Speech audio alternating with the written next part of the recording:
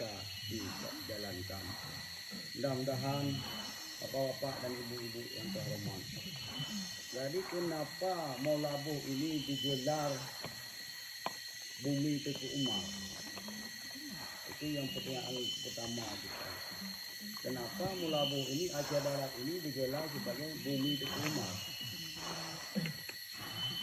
Kenapa nggak dibilang se-Aceh ini Bumi Teku Umar? Kenapa Maulabu saja yang dibilang Bumi Teku Umar? Oleh karena kelebihannya di Aceh Barat Maulabu ini lahirlah seorang manusia dari keturunan bangsawan yang tidak memikirkan kepentingan pribadinya, hanya memikirkan kepentingan manusiawi seluas-luasnya.